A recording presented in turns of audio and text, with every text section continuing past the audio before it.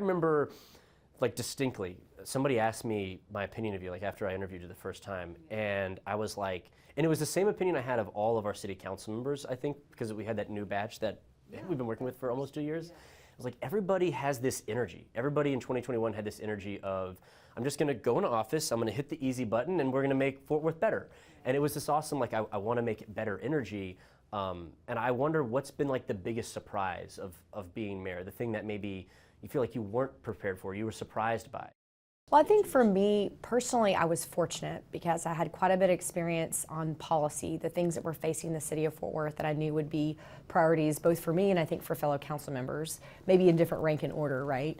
The biggest surprise for me was just frankly knowing what it's like to have your name on the door. I mean, I've been really, really fortunate to have a career working for different elected officials over the last 17 years, other than the practice of law that I had, and I really felt like I didn't have an adequate grasp on what it's like for it to be you.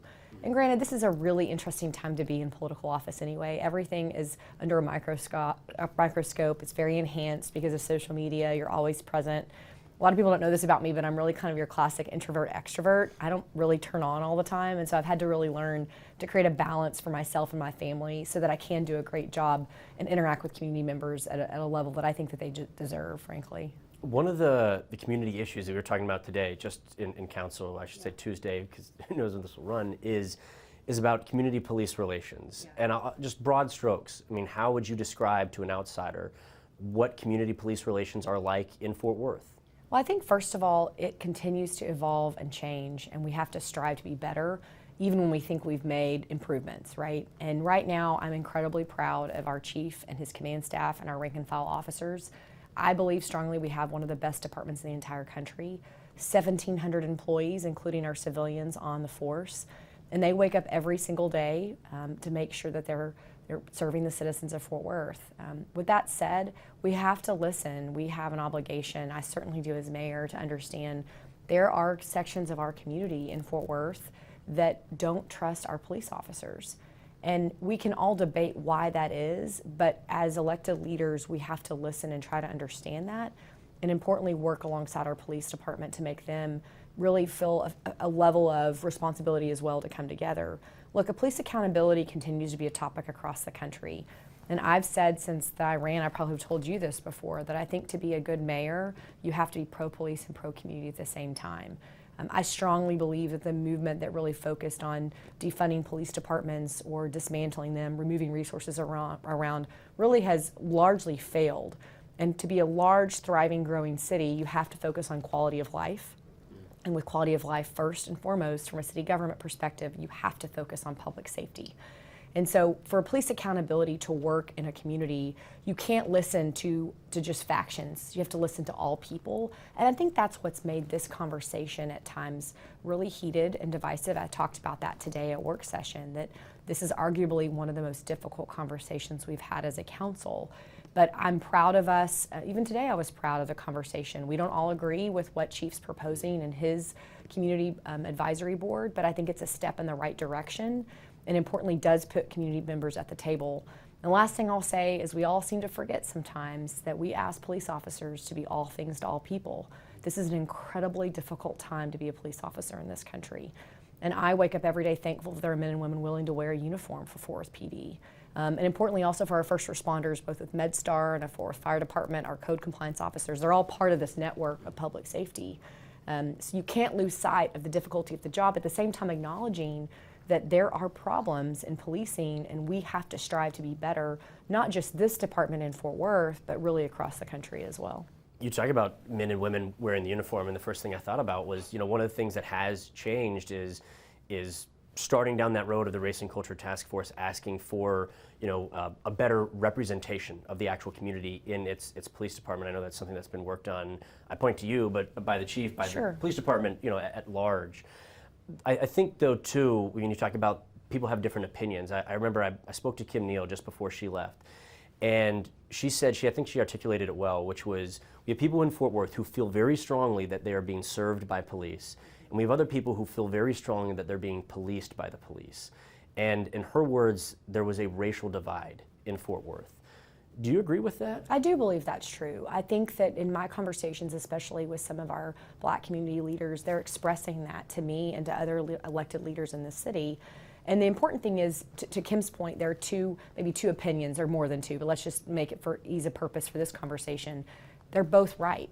You know, if someone feels like they've been over-policed and it's created a lack of trust in their communities, but at the same time they know they need police in their communities, they want them to reflect the diversity of their own neighborhoods, we have a responsibility to recognize that. And to your point and question about police recruitment and retention, this is probably one of the topics of most concern to mayors across this country. Chief Noakes and I helped lead a conversation at U.S. Conference of Mayors Conference in D.C. a few weeks ago, and without fail, every single mayor raised their hand of concern about recruitment and retention of officers. You can't pay them enough, you can't get them to stay long enough, because the job at times feels really thankless. And it's an incredibly dangerous job. And in a second's moment, right, your whole life can change based on a decision that you made in that interaction with a member of the public. So all that really comes down to, how do you continue to bring people together? In Fort Worth, I think it's important to note we've made a lot of investments in public safety that are not just traditional public safety, you know, men and women in uniform measures. One thing I'm incredibly proud this department brought forward and our city management supported was an enhancement of our crisis intervention team, or CIT. If you've probably reported on them before, that's that multidisciplinary team in partnership with MHMR to make sure we're responding to people in mental health crisis in a different and unique way. They've also partnered with our HOPE team, which is how we really respond to those in the homeless community. Those are just two examples, right? And then lastly, Chief Swearingen, Julie Swearingen, has focused almost her entire job on what it looks like to recruit and retain top officers across this city. And importantly, we want men and women that are Fort Worth community members, that know the neighborhoods of Fort Worth, that love their community, that also want to serve and be in uniform. I think you touched on a lot of things there, I guess. I'll circle back a little bit to Kim Neal a little bit. She mentioned when she left, and I asked her thoughts on the Police Oversight Board. And she said, if that's what people feel like they need, to feel like they're getting transparency and accountability from their police department, then I'm all for it. It was kind of like, if that's what people need, then go for it. Obviously, when that came up on election night back on, was it November 8th, you voted against it, as did 4 other council members, and it failed 5-4 in a very long, heated meeting. Well, I'd say emotional, maybe more than heated. Yeah. Why did you vote against it? I know you spoke about it then, but why did you vote against it? Yeah, so first of all, we do have independent police oversight right now in the city of Fort Worth with OPOM. And Kim Neal was an excellent director in helping us stand up that department and get started. Back to the Race and Culture Task Force recommendations, they did talk extensively about criminal justice issues and specifically around independent police oversight. If you read the report closely, most of the elements that they asked for independent oversight are already active in the police monitor's office. Candidly, I do not regret my vote. What I regret most is not speaking up more loudly before the vote happened, transpired, and was asked to be put on the agenda by a few council members. Look, their prerogative is to put things on the agenda, but what I should have done as mayor is talk to my community and say, this is not the right time to do this. In the middle of an election season in November, prior to the trial concerning Tatiana Jefferson's murder, this was not the right time to do so. And importantly today, I think you saw a different tone among council members in conversation with Chief Noakes. This is immensely emotional, especially for the African American members on the city council. I respect their positions. I hear them completely. It doesn't mean I fully agree with where they want the department to go or they want independent oversight to go, but it doesn't mean I can't understand certain aspects and let us evolve that direction. I said today's presentation by Chief Noakes is a start in the absolute right direction for police accountability and putting community at the table.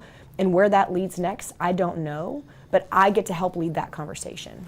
People kept saying there's room for both of those, but I mean, the very beginning of your answer to that question was, well, we have the Office of Police Monitor. People were already using the Office of Police Monitor as a reason for why maybe we didn't need oversight, independent of what that committee was made up of and subpoena power and who was on it. It was, well, we already have that.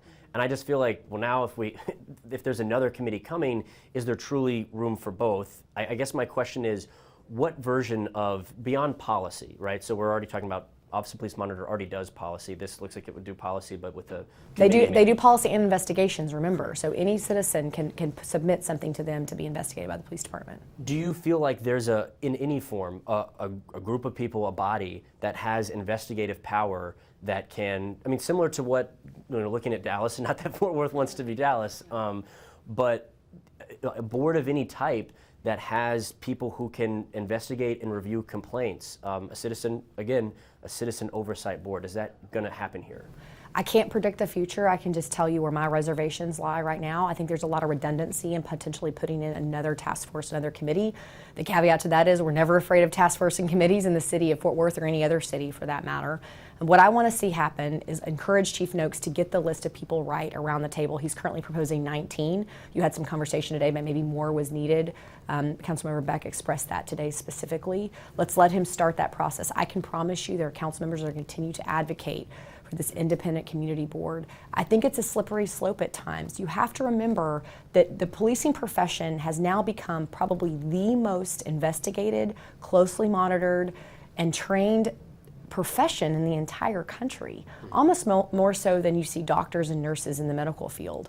So what my job as mayor is to understand what my perspective is in the last year and a half and in this next 2-year term that I'll serve hopefully after the election in May, and help to evolve the position of where I think the department needs to go. And I'm not under no illusion that there's still going to be calls from the community to have additional levels of independent oversight.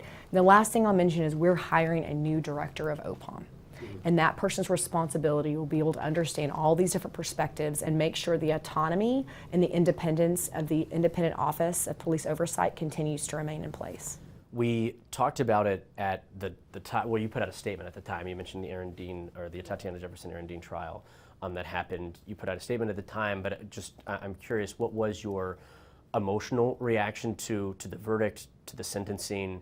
To the verdict and the sentencing and what we saw around the community around that time? It was an incredibly difficult time for me personally and for our city. I was very proud of the way the city of Fort Worth prepared for the trial and gave a certain level of respect for the judicial process that took place. I think Judge Gallagher presided over the court in an excellent manner. He's an incredibly well-respected judge. Both defense and prosecutorial counsel was well-respected and did an excellent job presenting both sides of the case. Candidly, my heart went out to all sides in that situation. I mean, if you watched Tatiana's family with a level of poise every single day in that courtroom, waiting for that trial to take place, they just lost their sister Amber. And think about what tragedy that family has gone through. And so I, like every other resident that paid attention to that trial, was heartbroken, candidly, because at the end of the day, no one really won. A young woman's life is tragically lost. Her dreams will never be realized, and her family is completely split apart because of her death. But at the same time, it's incumbent upon us as leaders in the city to continue to move forward, to learn from what happened to her, and understanding how policing and our response can be different in the future, and what it looks like to heal from that incident and any other as a community. And I do think Fort Worth is well positioned to be an example for the rest of the country. We've talked about the trial and the vote, and obviously one thing I haven't asked you about is I was struck by your comment during the vote. You were obviously emotional, saying that you don't believe that Tatiana would have died the way she did if she lived in your neighborhood. What did you mean by that? I just firmly believe had the same thing happened at my home, I wondered if possibly those officers would have knocked on the door first, asked the questions. And I think we have to face a reality in this country, in our cities, in our neighborhoods, that sometimes when a neighborhood has a certain reputation, do we as humans, not just police officers, right? Do we as humans act differently? Do we have a certain level of caution that is different in specific neighborhoods or zip codes, and own that, right? And acknowledge it. And then furthermore, think about, I've talked about this a lot, think about if those tables have been turned, what if I had been shot in my home, right? Defending myself, thinking someone was an intruder in my backyard. There were times, let's be honest, that people, I overheard conversations that maybe questioned why she might have had a gun in the first place. She was defending herself in her own home and her nephew. And so that may not be popular among some people. It doesn't at all negate my full support for our police department. But I just acknowledge that that's the truth that I think is reality for at the time and what happened. I want to ask one more just police question before we move on to development, because Sure. I think that's another thing that's huge in the city right now. Go time, as Yeah. some might say. Yeah. Even. I guess where I'm coming from is I continue to hear when I talk to not just council members, but community leaders, community advocates. I don't think it's wrong to say what you said. I think it's a very fair point. Police are monitored, via body camera. They are held accountable in ways that they never have before, whether it's cell phones, body cameras, all sorts of means for accountability. And at the same time, I think it's also fair to say that there's still not only a divide, but maybe even a bigger divide than in the past. And I wonder what explains that, but more so, I guess my question to you is, how do we move forward then, right? If people are feeling like the police monitor office is not doing it for them, if that's not enough, which clearly that's a sentiment that we continue to hear, and if the police oversight board was voted down because of, people had varying reasons, I won't get into all of them, then what is the path forward, right? How do we close that gap and get, people who are against this but for that all together and to feel like they're comfortable? Now, this is maybe an anecdotal answer, but I think in Fort Worth, we've actually closed the gap. I do acknowledge that especially in certain communities, there still exists a significant gap of trust and concern for accountability. But I think in Fort Worth, we're starting to see a gap close. I actually don't believe that police are at the center of where the mistrust and lack of engagement is happening. I think there's an argument to be made, but the investments that a city like Fort Worth that is rapidly growing and changing to meet the needs of this growing community that's about to be over 1 million people is actually not about the investments in public safety and all of the work we're doing for independence and community accountability. It's actually in the resources we provide in our parks, in our libraries, and our schools to make neighborhoods of all types of every zip code feel valued and seen and invested in. That's when I think you're going to start to see.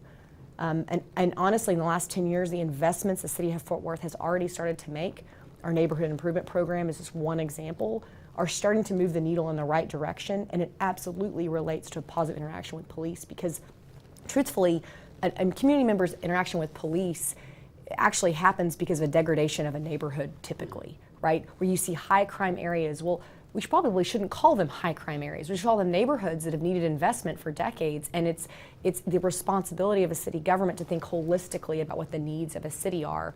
And I think this council is well poised to ask those questions, right? What investments have we been missing? And it's not a blame game. It's not pointing the fingers at past administrations or city management. It's learning together to break down silos and say, okay, we need to take care of each other differently, especially in a rapidly growing city. I want to talk about investments on a slightly happier note. Yeah. I mentioned to everybody who will listen how exciting things are in Fort Worth in terms of development. You can feel momentum, right? Right. Yeah. Again, the go time. Yeah. But I mean, you have the A&M Law School coming, or the A&M development coming in. You've got Mule Alley has obviously already undergone basically a transformation. There's still more happening. There are cranes up over by the museums and that whole development that's happening. I wonder in your mind, where are we going to see growth next in Fort Worth? What are you most excited for coming down the pipe? Is it what happens with Farrington Field? Is it Alliance? Is it South Main, somewhere else? I'm just wondering what's next. Yes, all of the above. I think the only other project you haven't mentioned maybe is Panther Island. We received $403 million in the last 2 years thanks to the hard work of Congresswoman Kay Granger, who's now our appropriations chairwoman. And of course, Congressman Mark Vesey, where the project actually sits in his district. This project is happening, and I'm so proud of every jurisdiction that owns land in that area, from Tarrant County, the Regional Water District, TCC, the City of Fort Worth, the Real Estate Council, all working together to revision this project into the future to understand what it looks like to double the size of downtown. That's an enviable position for any large city in this country to think about what economic development looks like in the future. I think you're going to see a lot of tremendous revitalization of West 7th. That's an up-and-coming area already. There's a lot of young energy and excitement. You're about to see 2 large projects come online in the next several months that'll really encourage additional office relocation to the city of Fort Worth. You mentioned the Fort Worth Stockyards redevelopment. How exciting has that been to watch, and more to come? They're only probably a quarter of the way developed. And I like pointing to that project as an example of what it looks like to hold on to the history and heritage of a city like Fort Worth, know where we came from, but also what's possible in the future. It's a balance, but we're getting it right, and that's just a great example. You mentioned the near south side and the leadership of that pit and organization. Very proud, thinking about the new TCU Medical School coming online, the medical district growth that's happening in that area. If you jump around the city, we also have great progress in South and East Fort Worth that I'm incredibly encouraged by. The Stop 6 hub, the new MLK Community Center, new affordable housing for seniors that'll come online, and additional opportunities. Remember, that was an incredibly complex process that we worked in conjunction with Fort Worth Housing Solutions. Remember, Calville Place was a traditional public housing. We went through a process called RAD, Rental Assistance Demonstration, to move residents around the city but invite them back into the area.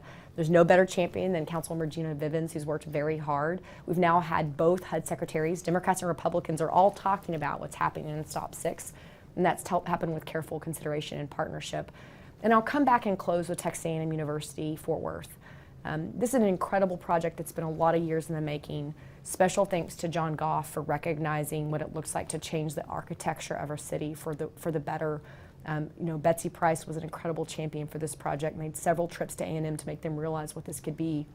It's over $1 billion of investment with these 3 buildings and more to come. You're seeing corporate relationships and MOUs already take place with Texas A&M University and more to come. But we're also incredibly proud of our other university partnerships. Higher education and training and workforce has to be at the center of a thriving city for economic development to really take off. So none of these things I've talked about will be possible without a thriving workforce, right? And excitement around a city. UTA continues to be an awesome higher education champion. TCC, Texas Wesleyan, and of course TCU, go Frogs. What an exciting year it's been for them. So all of these things, I could go on. You can kind of see my excitement. Could you? Because I feel like we've kind really of covered can. the bases. There's a certain level of momentum here in this city that I think is worth noting. And I can tell you, having been a resident here for over 16 years, there's something different about this moment. We're really hitting a stride and a pinnacle. And really our responsibility as city leaders is to partner wherever possible with private sector, listen to what innovation really looks like, and get out of the way sometimes to make it all possible. You said, when it comes to the A&M project, that Betsy Price was a big champion of that. And I want to talk about this for a second because a person who's maybe not a big fan of Betsy Price is Tim O'Hare. Yeah. And Betsy is your friend, your predecessor, you worked for her.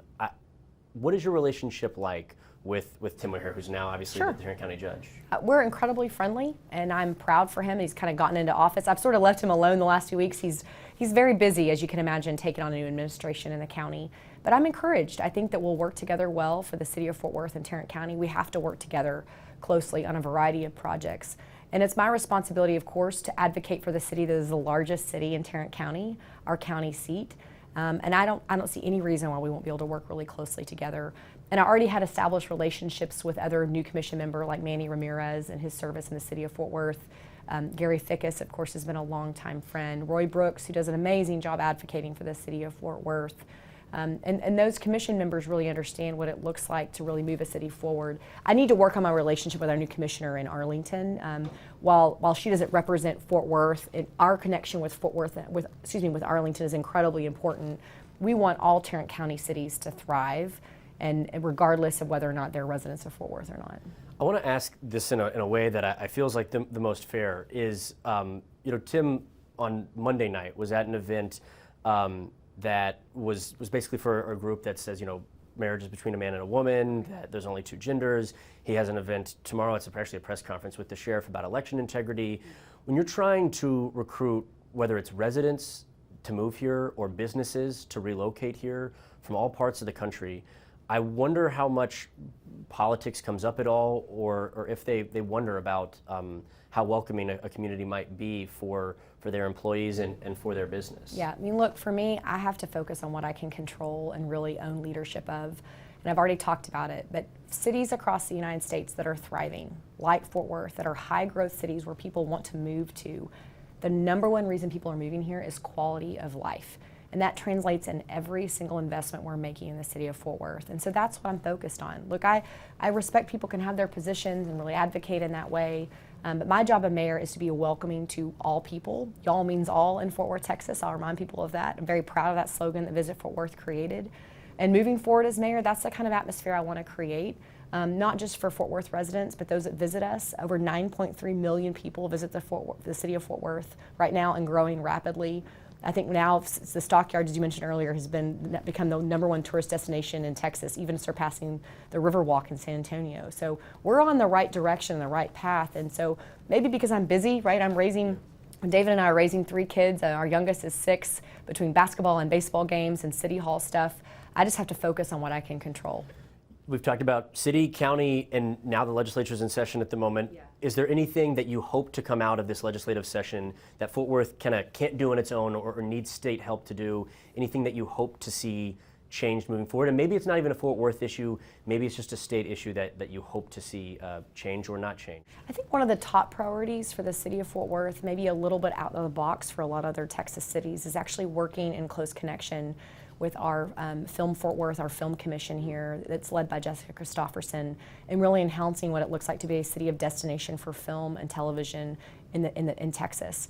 You know, Fort Worth is very proud to be home to Taylor Sheridan, and he's not been shy to tell people that he wants to move everything he can, 101 Studios, here to Fort Worth, Texas, and we want him here and other talent to be in this city. And in order to do that, we really have to increase the film incentive fund in the state of Texas to compete with states like Louisiana and Georgia and others. So I'll be advocating in Austin with our statewide leaders to understand the significance of this fund, increasing it, and the ROI, the return on investment for taxpayers in the state, that will really realize.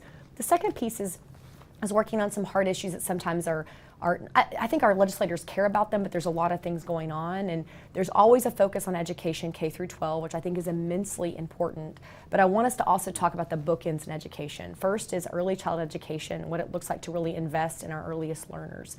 And we need a major infusion of cash and focus to make sure our mom and pop child care providers, even our pre-K partnership, our opportunities with our large ISDs are possible. Now, the other end of the spectrum, I'll leave you with this statistic, and it's something you probably have reported on across Texas, that right now in Tarrant County, only 23% of our students who graduate from a high school graduate from a 2-year or 4-year credential within 6 years of high school graduation. If they are low income, it's 13%. Compare that to the economy, where 72% of your jobs require a post-secondary credential. We have to partner and work alongside our area ISDs who are doing an incredible job right now. This is not about blaming people. Stop fighting about stuff. Ask them what resources they need and make it easier for business and industry to answer those questions so that we have a thriving economy for the workforce of tomorrow. Stop talking about minimum wage and focus on living wage. The last thing I would say, and I've been having this conversation with statewide leaders as well, is shift the conversation from only focusing on 4-year degrees. We do want students to realize that dream of going to college, but we also know there's a variety of jobs out there that don't require anything more than an associate's degree or a credential, and they are high-wage, high-growth careers. We really need to work on the rhetoric around encouraging students to think about those pathways. I've not been shy about saying that I want every single high school student in Fort Worth, Texas to graduate with their credential before they graduate high school. I think that's a differentiating factor when it comes to education. And those are some things that, because that's my passion, I'll be working with legislators on. And the last thing I would say is really advocating for women, especially women and children this next session. That postnatal time period after childbirth is incredibly important. Extending that time period after birth for moms to be able to take care of their youngest. And that's a hard conversation for a lot of people. There's a lot of differing opinions. I just want to tell the story of the women I've interacted with here in Fort Worth, and it plays into a lot of the work we want to focus on with infant and maternal mortality rate as well.